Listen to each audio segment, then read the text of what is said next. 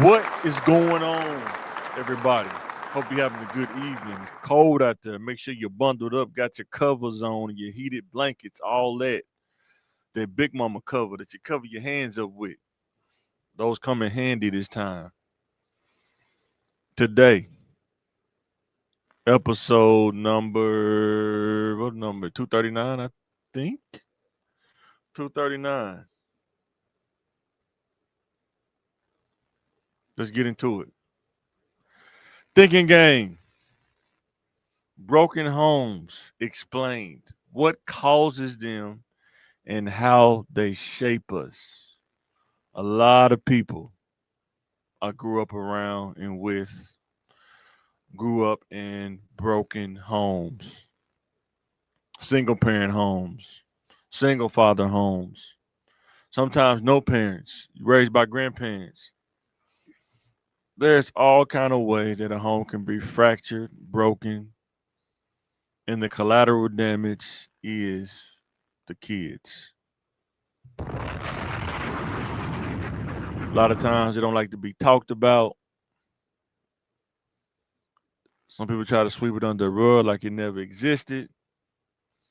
But then you expect the kids to operate normal or function normally, even though they maybe grew up in dysfunction, grew up in a broken environment. We're going to talk about that today. Seen a story, it's in Alabama. Um, a young guy, I think he was 18, something like that, 17, 18, got like 65 years for like murder and robbery, something like that. Mom kind of acted up in court, said that the system failed her and her kid, and they told her that you're dodging accountability for how you raised your son. Tough situation to be in. To see your son's gonna be in jail for at least another 45 years, I think. They said he's eligible for parole, and then if he gets eligible for parole, they're going to go against it. But it's tough because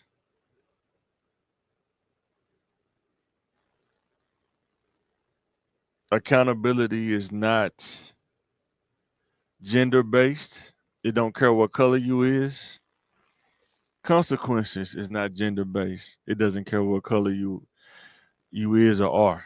Don't matter. You do something, you make a choice. There will come a consequence after that choice, whether good or bad. Hated for the young brother, but now he got to deal with the consequences of the choice that was made. And from what I heard, what they said in the case, he didn't even pull the trigger. He was just an accomplice in it. That means he was with the guy who did it. And the guy who pulled the trigger was younger than him. Broken homes. We're going to talk about that. But before we get into the topic of the slides, I want to share something.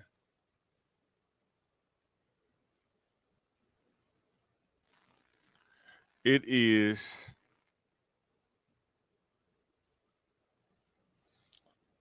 I think it's like Charleston White talking about shout out to Boosie though, man, but his son got shot and Boosie kind of commented on it, and then Charleston White, man, dude, but every time you think he kind of calmed down, dude ramp right back up, man. Dude just don't stop, man. It's crazy, but let's get into it. Let's talk about this for a second. I thank God my son good, you feel me? These boys out here, they hating, they jealous. My little one was in that black truck they tried to slide on. Shout out to Dope Boy TV. I think But we that's real over here. got this video. Ain't no This a little fear in clip my from the blood video. or his. We protected. That's why he only got graves. We riding with angels, you heard me? But let me tell y'all something. If you think touching my son gonna go unanswered, you got life up. We got eyes everywhere. This Atlanta, but Boosie everywhere too. You heard him, Charleston. That's a father talking. So, Boosie's son Tootie got shot. Allegedly, he got shot. Right? I guess he said it himself, and he said if you think he's gonna go unanswered, you got life messed up. This is the tough part about being in the streets, my young brothers. When something happens to you or your family, if you don't do anything, it's like something goes out into the air that, oh, he didn't do nothing, so I guess we can keep doing it. That's why I'm a civilian. That's why I didn't choose the streets. It's not worth it.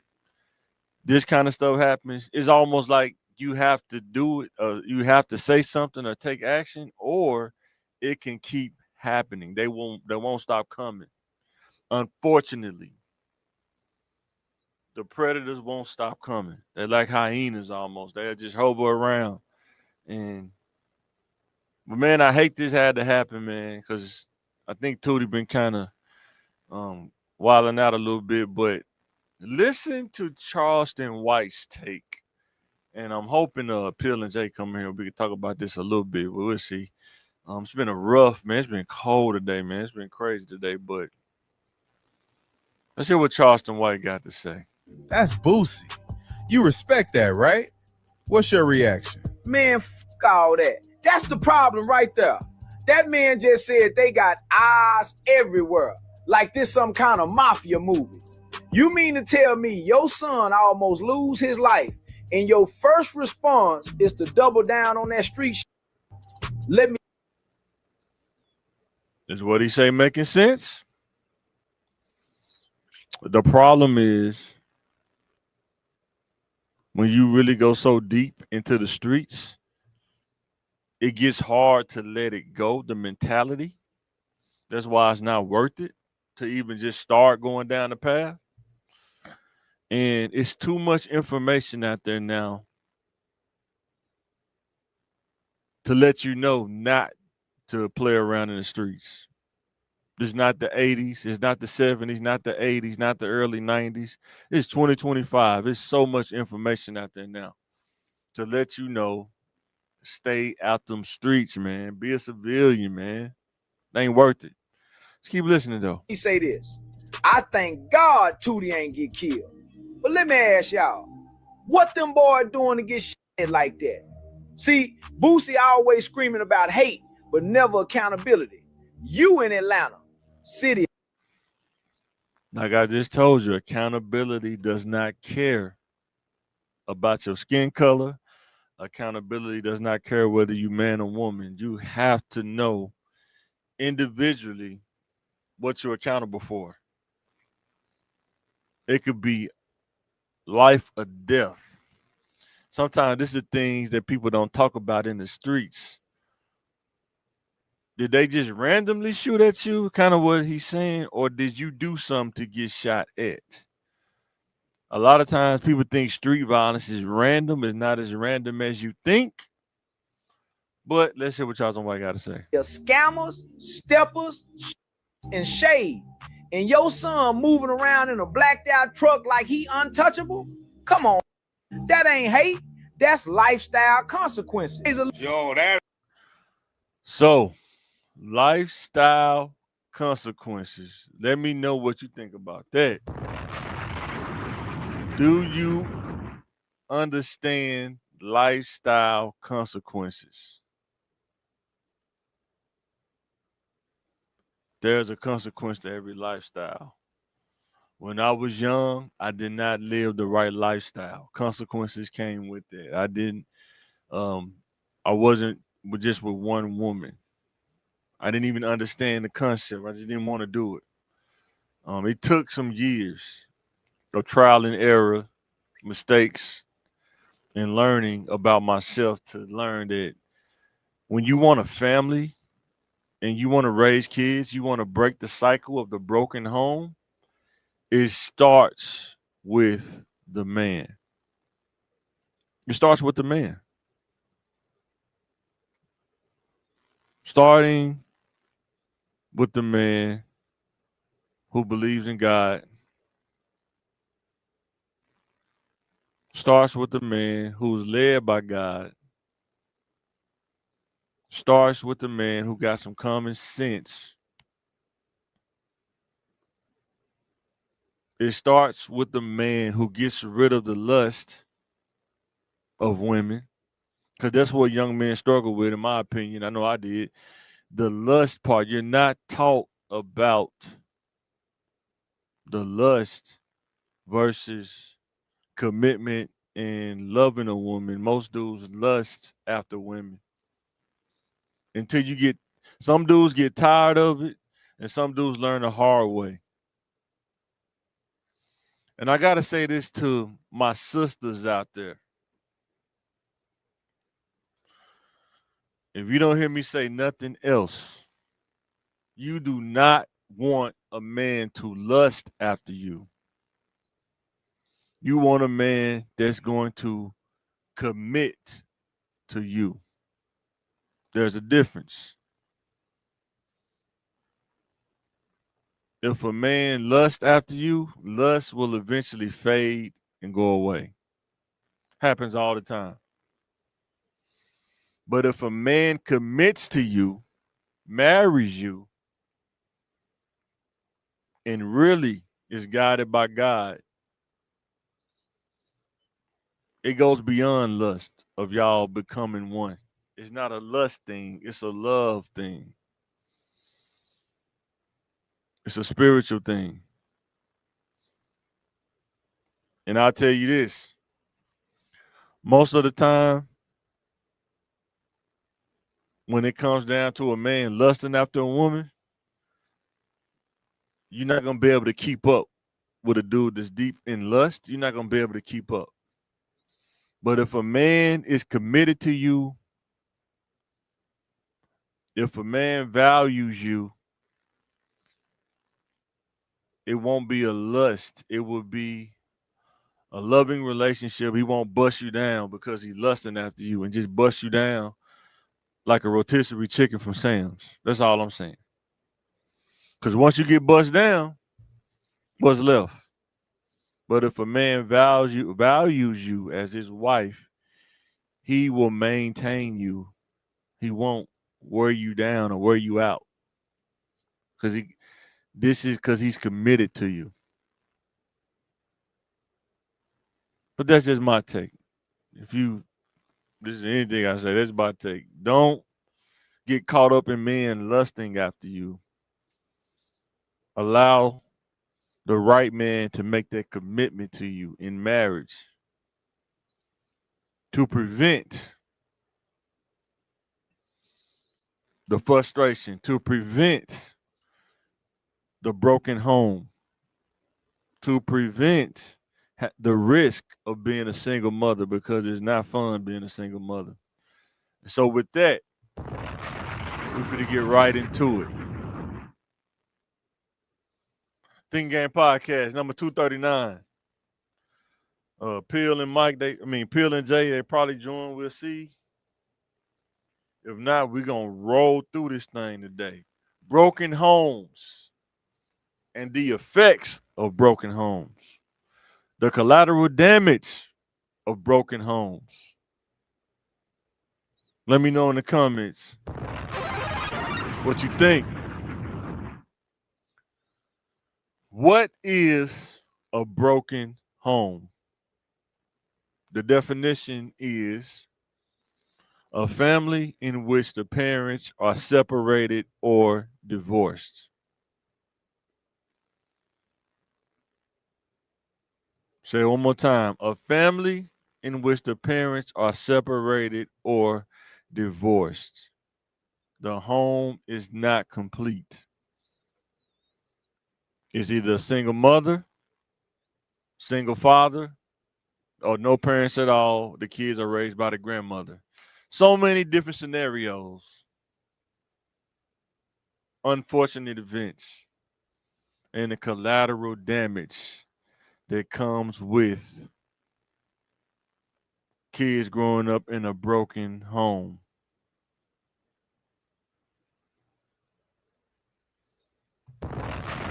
Let me know in the comments what's some of the effects that kids deal with growing up in broken homes, single parent homes. What about fractured homes? Both of the parents there, but it's so crazy, chaotic.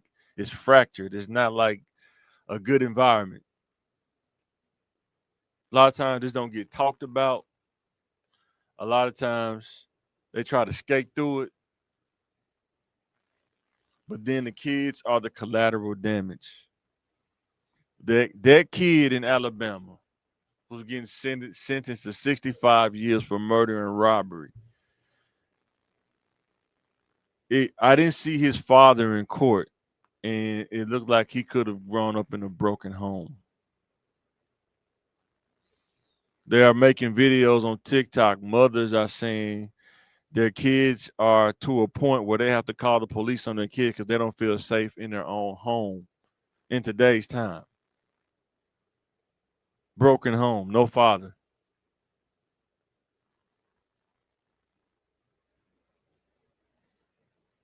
You need both parents.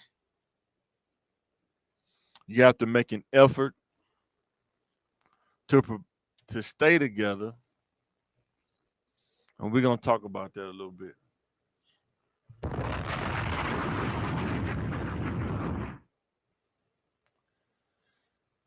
How does it get to the point of becoming a broken home, of being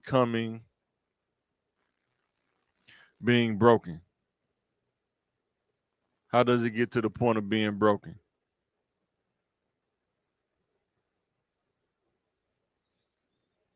Let's talk about that. Number one reason, lusting after women wears off and does not make a commitment.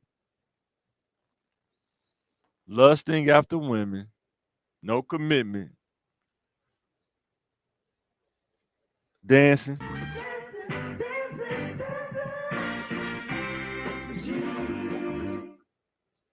And then the dude say, I don't want to dance no more. I'm done dancing. Happens all the time. But unfortunately, she has a kid. No commitment. He not lusting after her no more. Now you're at risk of a broken home. That's why it's important to wait until marriage. I'm saying it from a person who did it before marriage, and it's not worth it. Wait until you get married. Because it's not worth, we got to break that cycle of creating broken homes based on our own selfish desires and lust and whatever else.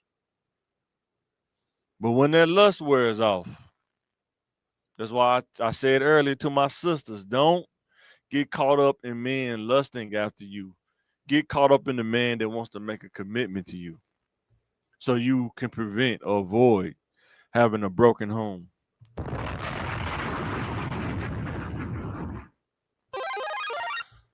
Another reason, two people not taking the time to learn and grow through the tough times. When you commit to a person, you have to learn about this person. You may not learn everything at once.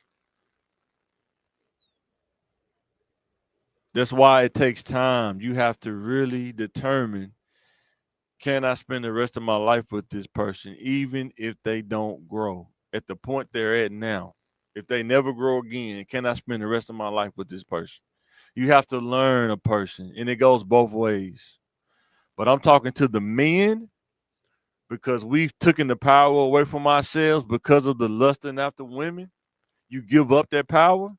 But when you're talking about commitment, you're talking about marriage, you're talking about leadership in the house, you have to learn who you're dealing with. Does this person want to be led? Or does this person you're considering making a commitment to, does this person, are y'all on the same page on what a marriage is? Or do y'all have difference of opinions?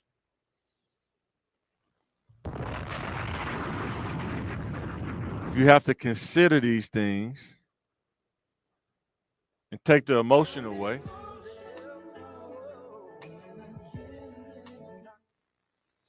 and work through it and figure it out. Is this person worth the commitment?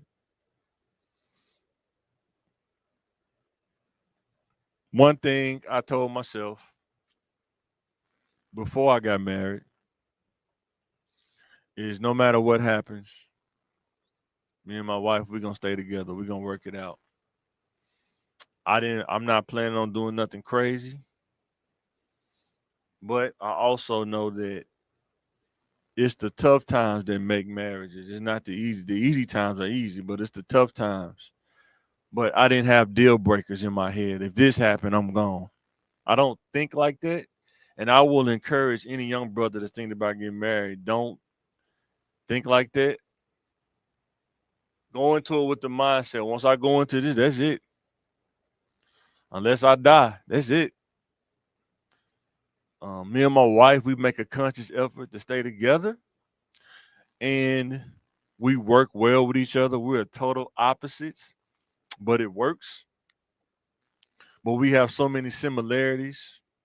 It's a blessing. We love our kids.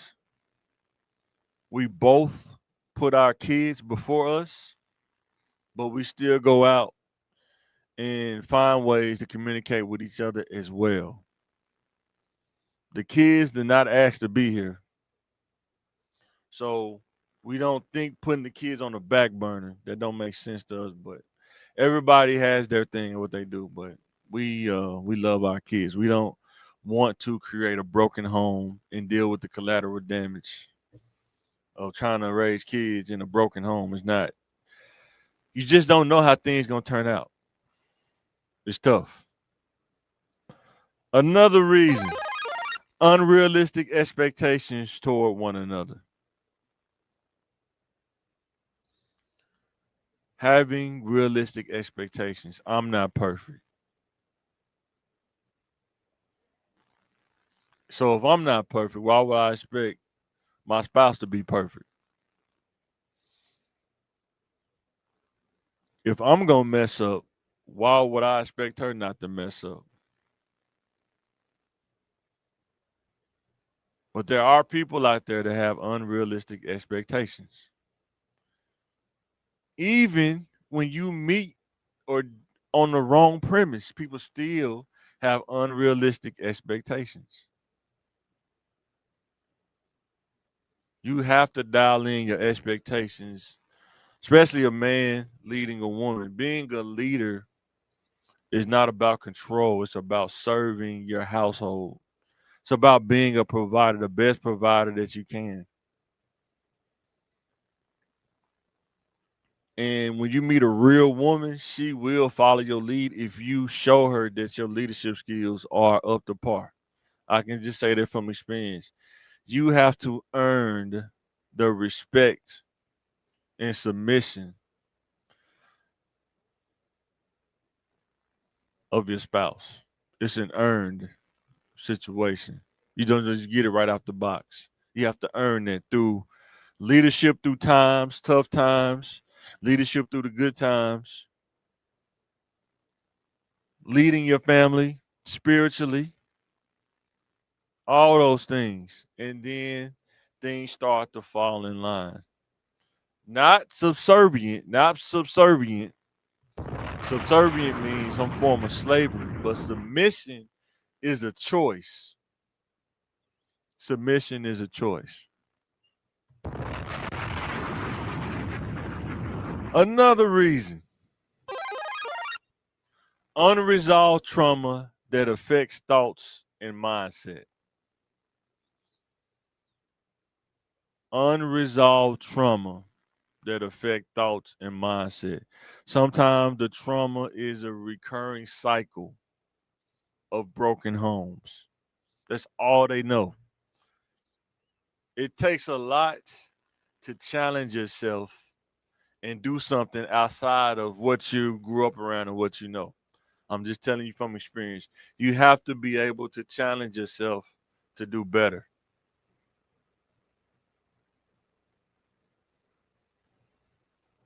Sometimes you don't know any better, but for me, I would say that God challenged me in my brain in ways, and I had to rise to that in order to be better, rise to the challenge.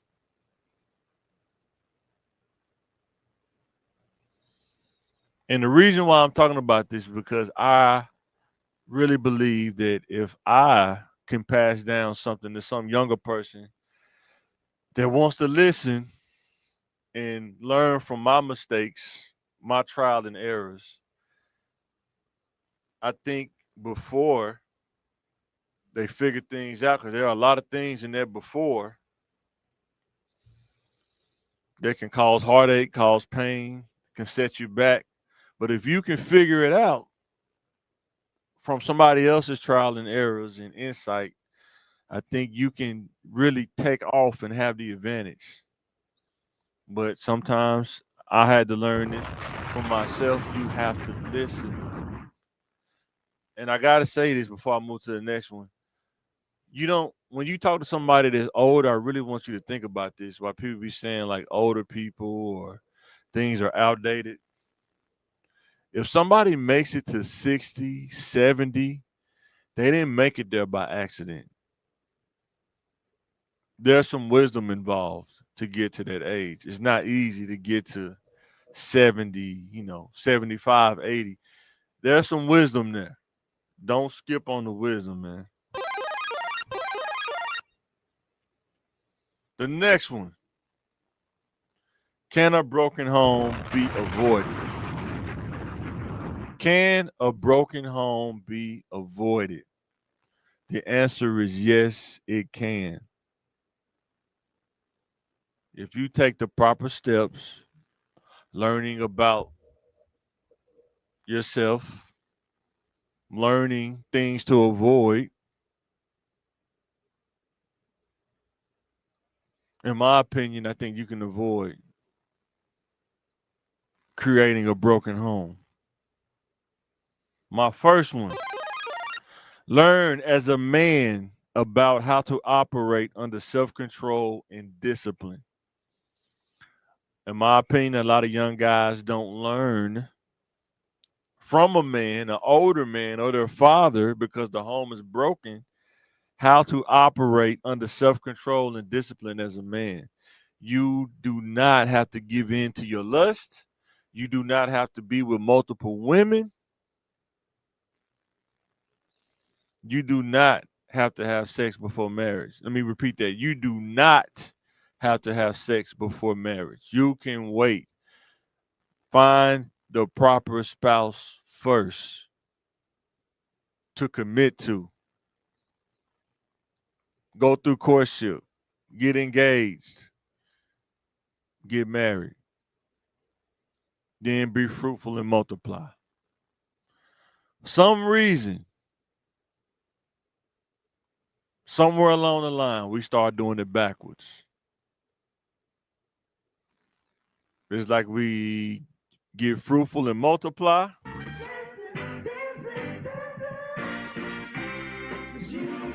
Multiply too much. Now you want to get engaged. Now you want to make a commitment. Not saying it from a place of judgment. I'm saying how things go in reality. And you make it tough on the person that's considering you. I'm talking about if I'm a man and I have 3 kids by 3 different women, and then I come and thinking about settling down as a man, I'm telling you that's gonna be tough because you have just filtered out a lot of potential spouses because a lot of women don't want to deal with your 3 kids by 3 different women. That's just the reality because of the headaches that come with that. What headaches come with that? Child support headaches come with that. Sometimes co-parenting drama comes with that. Getting those phone calls, unwarranted phone calls about the kids from the co-parent comes with that. Some people just don't, they prefer not to deal with that. And guess what? You can't be mad at that as well. It's the reality of the situation that's at hand. The next one is the importance of choosing the right woman instead of lusting after a woman can help you avoid creating a broken home. That word lust, Lust, is so important as a man. You have to control it. Because if you go down that path, you may not come back from it. It may take you years to come back from it. And I'm just saying it from experience of one who went down the path. Took me years to get out of that ring of lust, man. Just keeping it real. Let me know in the comments, man. Anybody out there that struggle with that, any brother struggle with that. But I struggled with that. Am I right? I finally wised up. Finally got myself together.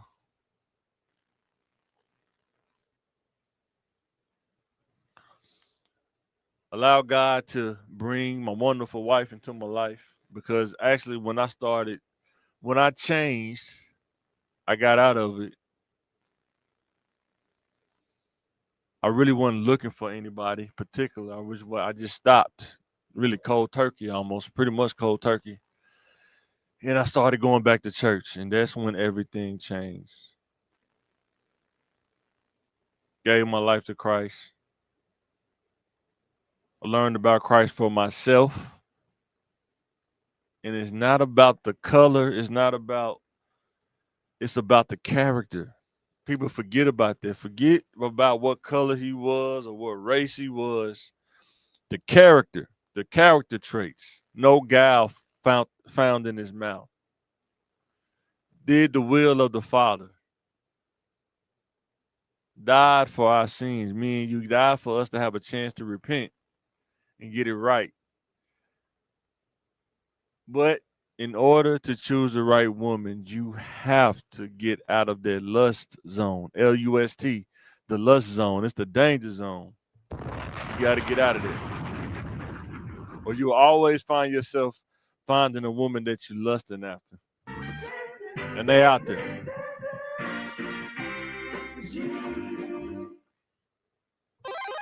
Another one is to avoid creating a broken home is the importance of the two people on how they value their kids' upbringing. How do you value your kids' upbringing? If you value that, you will put yourself in a situation, in my opinion anyway, that you won't be creating kids with a woman that you just lusting after, that you don't value to have a commitment with. And as a leader, as a man of the house and leader, you try to create an environment that's conducive, not an environment of chaos, not an environment of fussing and fighting, but an environment that shows your son how you treat your wife or shows your daughter how you treat your husband. You have those conversations. They see both sides. They see a man and a woman in the house, not just one.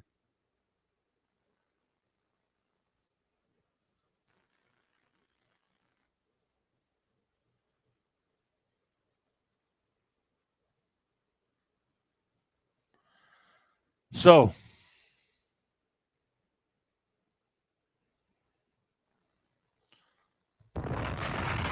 what's some of the ways? Just some of them. Let me know in the comments. You know some of the ways. Some of the ways kids are affected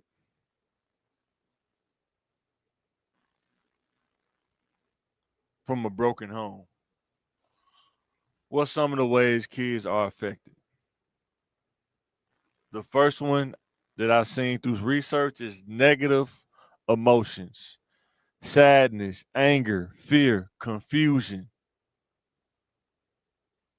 Kids are affected by parents' decisions, whether you agree with it or not. They are. They will be affected. Sadness, anger, fear, confusion. And I'm telling you from a man who grew up and my parents separated. This is true. Some of these things you go through. Because you wonder, especially as you get older, you don't have the wherewithal to ask this question to your dad, but you wonder at what point was he thrown off? What point did he give in? He lose his strength to control himself. He lose the self-discipline. At what point? Makes you confused. It makes you angry. If you fear repeating that cycle, you try not to repeat that cycle, but it does have collateral damage. Insecurity and blame. Insecurity and guilt. Sometimes kids may blame them. It was my fault. I should have did this. I should have did that. Insecurity. It's hard to trust a man or trust a woman based on the situation that happened. Like you think about some celebrity, I think it was Kirk Franklin. He said his mom pretty much abandoned him, and he never knew his dad. His dad grew up right around from him. He didn't even know. And the tough part is mom's still living. But it caused a lot of trauma that he talks about.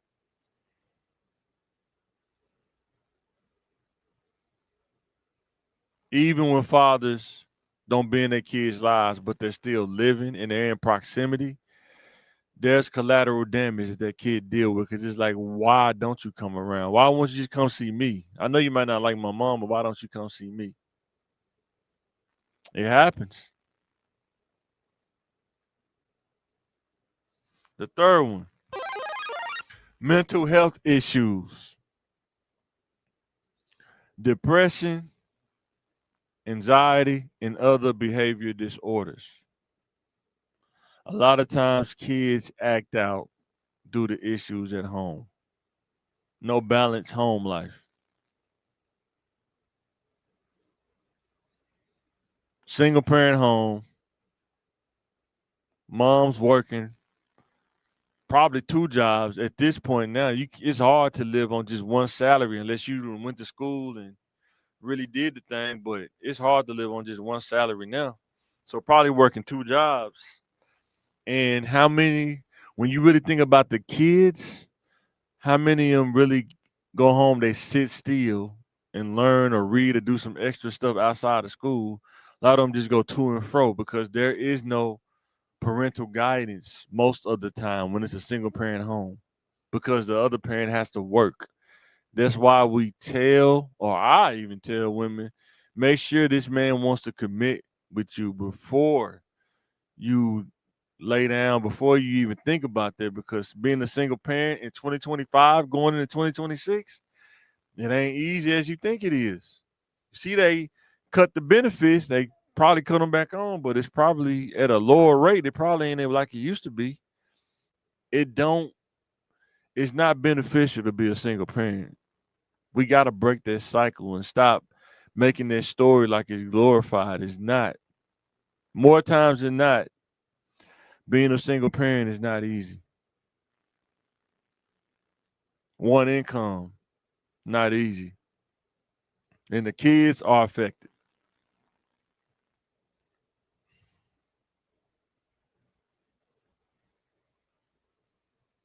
The last slide on this. Let me know in the comments what you think. What would you say to a person to help get through the effects of a broken home? From a kid who grew up in a broken home, you're looking at a product, a little bit of that. Because my dad, he died when I was 12. And it wasn't on the best of terms either. I would say build your spiritual foundation. I would say there are going to be some tough times. I'm going to say it from a man's standpoint. I don't know how it will affect you from a woman's or a female perspective, but from a male perspective, I would say build. I wish I would have done this earlier, but really build your spiritual foundation and understand that you may not have a natural father, but you have a spiritual father. And even in that, really understand that even though things didn't go your way or things didn't happen the way you want, don't get stuck in what didn't happen, what you didn't get, or how you felt things should have go. It's easy to get stuck in there. Believe me, I'm telling you, it's so easy. But what I will say is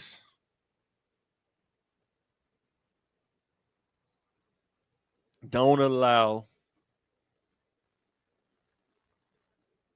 18, everything before 18 affect everything after 18. You can choose to overcome it. It's up to you. I would say learn to overcome the waves of feelings that come with dealing or growing up in a broken home. It's not easy, but you can do it. Person who has done it, some days suck, some days are better. Um, some days I wish I could talk to my dad, but I can't. Some days I wish that as a man he could see some of the accomplishments. And I think when you get that spiritual foundation, the tough part is you think about when you lose your life early, you lose the chance to redeem yourself. Or you lose the chance of your kids to see what you can fully become as a man when you lose your life early. Because I think, if I can remember right, my dad died when he was either 38, between 38 and 40, I think, something like that. He died pretty young. But you can get through it. We couldn't afford therapy, so no, therapy is one of the options for me and my brother, but God has been my therapist. I know some people are like, that's cliche, but I'm telling you that God and his son Jesus are the best therapists. You just have to believe, you got to have faith, and place your weight at the feet of Jesus. And I'm telling you that with the faith of a mustard seed, you can overcome a lot. And it come in waves. I'm not gonna sit here and tell you it come in waves, but you have to remember that the faith, God's grace is what gets you through. When I made the change and started going back to church and I studied and read the Bible for myself, gave me so much clarity on life, so much clarity about individual accountability.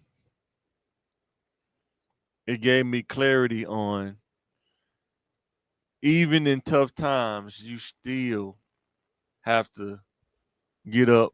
Sometimes you got to take a break and work through that tough time. Sometimes you might have to cry. Sometimes it may be frustrating. But once you work through it, don't get stuck in the frustration. Don't get stuck in the crying.